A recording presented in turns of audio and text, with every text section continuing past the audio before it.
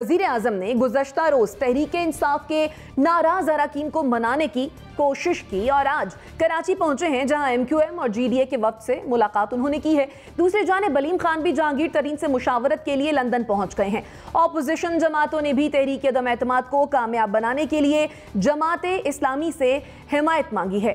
तहरीक अदम एतमाद जमा होने के बाद हुकूमत और ऑपोजिशन की हिमायत हासिल करने की कोशिशें। सवाल यह है कि जीतेगा कौन, हुकूमत या फिर ऑपोजिशन? इस पर डिस्कशन के लिए जो मेहमान हमारे साथ मौजूद हैं, तारुफ में आपसे करवा दें। में ज्वाइन किया है नासिर बेग चुगताई साहब ने, lieutenant general retired Amjad Shoaib साहब हमारे साथ मौजूद हैं, जुनैरा अजहर साहिबा ने हमें ज्वाइन किया है, हमारे साथ मौजूद है नसीम सिद्दीकी साहब और मुजम्मिल सोहरवर्दी साहब भी। आप तमाम मेहमानों के वक्त का बेहद शुक्रिया। NBC आपकी जानिब आऊंगी, कहिएगा इक़्तिदार की जंग में कौन होगा कामयाब, हुकूमत या फिर ऑपोजिशन? ये जंग बहुत तल्ख हो गई है, बहुत पहले इसमें तलखी थी, लेकिन अब इसमें बदतमीजी आ गई और वो भी इस हद तक आ गई कि लोग ये भी सोचना छोड़ दिया कि उनको घरों में सुना जा रहा है। एनीवे, जो कुछ भी हो रहा है वो मेरा ख्याल है लोगों के करतूतों का नतीजा है। हमने किन लोग मंतखब किया। ये लोग मॉडल होने चाहिए थे इखलाक के वगैरह। और मुझे दुख इस बात पे हुआ कि मुराद अली नस्तलीक आदमी वो भी इस रॉ में बह गया आज, और उसने भी वो स्टाइल अख्तियार किया, अब निकल देखते हैं। ये मेरा ख्याल ये है कि अब मामला बहुत बढ़ चुका है और इसको ना मैं हो सकता हूँ ना आप हो सकते। लेकिन आज जो कुछ भी हुआ बहुत फास्ट ट्रैक पर हुआ है और हर घंटे के बाद हालात बदलते हैं। प्राइम मिनिस्टर कराची गए, कहते हैं कि 10 मिनट की तफसीली मुलाकात और सारे शिकायत हुए। नतीजे में उनको हैदराबाद का एग्जामिनर ऑफिस खुला मिल गया के बाद। फिर ये कि MQM कल ना वाकयात और हालात कि MQM कल मुलाकात करेगी जनाब जरदारी साहब से। आज चौधरी शहजाद जो उनसे मुलाकात की है, परवेज इलाही साहब से मुलाकात की है ट्रेनिंग ग्रुप ने। इस तरह होता है और कल फिर मुलाकात हो, एक और ड्यू है, एक खाना हो रहा है कल। तो बहुत तेज बहुत फास्ट ट्रैक है और हालात जैसा लग रहे हैं। आज जो कराची में मैंने प्राइम मिनिस्टर की तकरीर सुनी, प्राइम मिनिस्टर को शदीद आसाबी दबाव, उनको यही अंदाजा हो गया है मामला बढ़ते हैं और सूरत हाल वो नहीं जैसा कि उनके मुशीरों ने बता रहे हैं। आज भी उन्होंने बताया मुशीरों ने कि हमारे पास बहुत कुछ है, कि हालात बहुत डिफरेंट हैं। फिर अपना ख्याल है कि प्राइम मिनिस्टर को छठी सूरत बताइए कि वो मामला जो है बहुत गड़बड़ हो चुके हैं और उनके पास वो दाने नहीं है जिन पर वो इंसार कर रहे हैं। ठीक है, आज देखिए कराची में क्या हुआ कि सिंध असम्बली में अगरचे जरूरत नहीं थी पीपल्स पार्टी को, लेकिन PTI के 4 अरकान असम्बली ने वोट डाल दी। सारकोड़ साहब जो पहले जीत जाते बगैर उनके वोट डाल दिए उन्होंने। उसके बाद और हालत बदल रहे हैं, मुस्लिम लीग से लोग मिल रहे हैं और शुजात बार बार उस गलती का इजाला कर रहे हैं जो उनसे हो चुकी है। मैं इसमें आप भी जाएंगे तफसील में।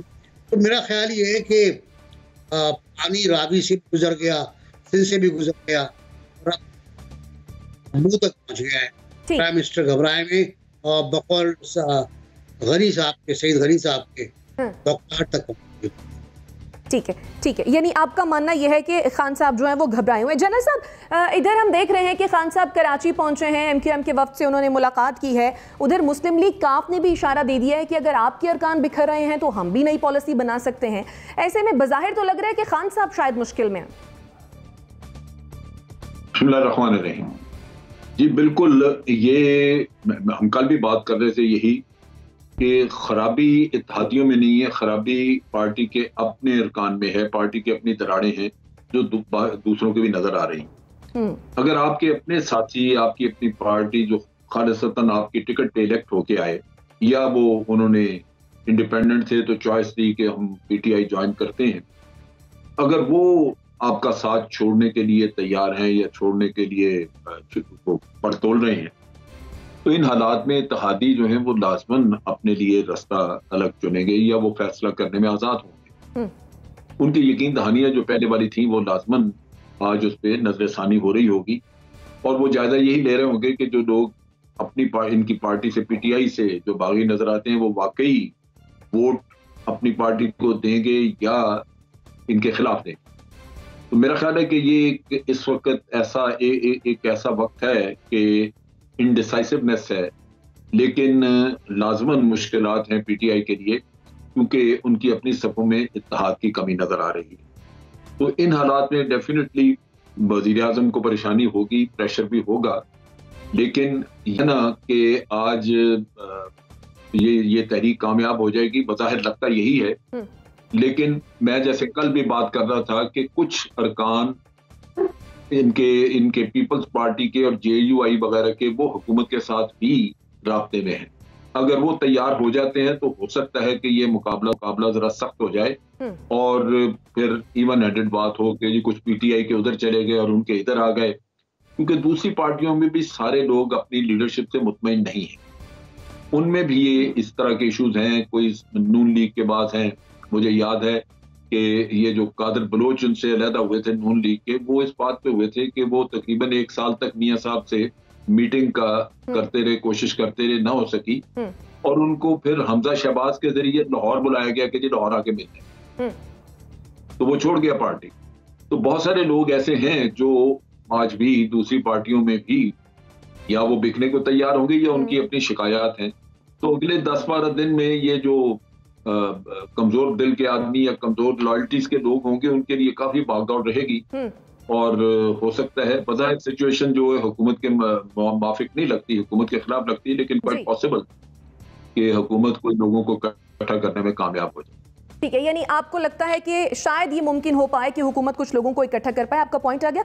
मुजम्मिल सोहरवर्दी साहब, खान साहब की जानिब से आज एक स्टेटमेंट आई, वो ये कहते हैं कि मेरे हाथों की जंजीर अब खुल गई है, अब इनको छोड़ूंगा नहीं। वो कौन सी जंजीरें थी खान साहब जिनका तस्करा कर रहे थे? काफ़ी हैरानगी की बात है, ऐसी कौन सी जंजीरें हैं जो आइनी तौर पे जब अपोजिशन अदम एतमाद दाखिल करते तो उसके बाद खुल जाती हैं। मैंने काफ़ी आज पाकिस्तान का आइन पढ़ने की कोशिश की है कि उसमें ऐसे कौन से वज़ीर आज़म को इख्तियारात हासिल हो जाते हैं जो अपोजिशन के अदम एतमाद दाखिल करने के बाद वो इख्तियारात वज़ीर आज़म को हासिल हो जाते हैं और उसके नतीजे में उसकी जंजीरें खुल जाती हैं, और जब तक अपोजिशन अदम एतमाद दाखिल ना करे वज़ीर आज़म को वो इख्तियारात हासिल नहीं होते और उनको वो जंजीरों में जकड़े रहते हैं। मुझे आईने पाकिस्तान में ऐसे कोई इख्तियारात नज़र नहीं आए जो अदम एतमाद दाखिल करने की सूरत में वज़ीर आज़म को हासिल हो जाएं और उसकी जंजीरें टूट जाएं। ये नाकाबिल फ़हम बात थी। अगर कोई जंजीरें उनकी थीं तो वो अनदेखी जंजीरें थीं जिनके बारे में वो ख़ुद भी खुलकर बात नहीं कर सकते। जैसे वो कहती हैं कि एक MNA को पैसे दिए गए। भाई, आप वज़ीर आज़म पाकिस्तान हैं, अगर किसी MNA ने आपको कहा है कि मुझे पैसे दिए गए हैं, आपका फ़र्ज़ है उस पर केस रजिस्टर कराएं, उसको प्रोसिक्यूट कराएं, उसके जरिए उसकी गवाही दिलाएं, उसका नाम पब्लिक को बताएं, रेफरेंस फाइल करें। आप ये कैसे इशारों में बात करते हैं जंजीरें थी? भाई, यहाँ एस्टेब्लिशमेंट की जंजीरें थी, यहाँ आइन की जंजीरें हो सकती हैं। मुझे एस्टेब्लिशमेंट के साथ वो 1 पेज पे रहे और उनके बेहतरीन ताल्लुकात हमने देखे हैं और आइन की भी मुकम्मल अख्तियारात उनको हासिल रहे, तो जंजीरें तो नाकाबिल फ़हम हैं। उन्होंने वज़ीर आज़म बनते ही 3 हफ्ते के अंदर कायदे हिज़्ब इख्तिलाफ को गिरफ़्तार करा लिया। उनकी वज़ारत उज़्मा के दौर में आधे से ज़्यादा वक्त कायदे हिज़्ब इख्तिलाफ जो हैं वो गिरफ़्तार रहे हैं, पूरी अपोजिशन गिरफ़्तार रही है, पीपल्स पार्टी के लोग भी गिरफ़्तार रहे हैं, नून के लोग भी गिरफ़्तार रहे हैं। और अगर मौलाना फजलुर रहमान को कोई कॉल अप नोटिस आया था और उस कॉल अप नोटिस के जवाब में मौलाना फजलुर रहमान ने कहा था कि मैं जुलूस की सूरत में नैब के दफ्तर जाऊँगा, तो वज़ीर आज़म को फौरी तौर पर फजलुर रहमान साहब को अरेस्ट करने का हुक्म दे देना चाहिए था और उनको अरेस्ट करके पुलिस की हथकड़ियों में नैब के दफ्तर में पेश करवा देना चाहिए था फौरन कि आपको कॉल अप नोटिस आया है और मेरा काम है नैब के कॉल अप नोटिस का मैं जो है वो पाबंदी कराऊं। आप उस कॉल अप नोटिस के नतीजे में गिरफ्तार करके उनको नैब के दफ्तर में पेश करवा देते। क्यों वो अदम एतमाद का इंतजार करते रहे कि जब अदम एतमाद आएगी उसके बाद मैं अपोजिशन के खिलाफ अपना महाज खोलूंगा? ये नाकाबिल फ़हम बात है। ये ऐसी बात है जैसे उन्होंने वाशिंगटन में तकरीर करते हुए कहा था कि अब मैं जब पाकिस्तान जाऊंगा तो मैं एयर कंडीशन उतरवा दूंगा, और जब हम शायद खाकान अब्बासी ने बड़ी बात की तो हमने उसे गिरफ्तार करा लिया। अब आप देखें ना, नैब के जितने लोग इन्होंने गिरफ्तार कराए सब के सब आज बाहर। पॉइंट आ गया मुजम्मिल साहब, आपका अदालतों के फैसले, अदालतों एक बात मुकम्मल करने दें जी, एक बात मुकम्मल कर लेने दें। देखें अदालतों के फैसले देखें नैब के रेफरेंसेस के बारे में उन्होंने आज बात की है बड़े सिंपल से, शहबाज शरीफ के साफ पानी केस पे उसके सारे मुल्ज़म बरी हो गए और रेफरेंस खत्म हो गया वो साफ पानी का, जिसमें उनका दामाद भी शामिल था। तो बात यह है कि वज़ीर आज़म को यहाँ तो पता नहीं है कि सारे के सारे 22 मुल्ज़म बरी हो चुके हैं, या वज़ीर आज़म उसको अपने प्रोपेगेंडा मुहिम के लिए इस्तेमाल करते हैं। ठीक है मुजम्मिल साहब, आपका पॉइंट है। नसीम सिद्दीकी साहब, पहले जिस बीमार की अयादत को सभी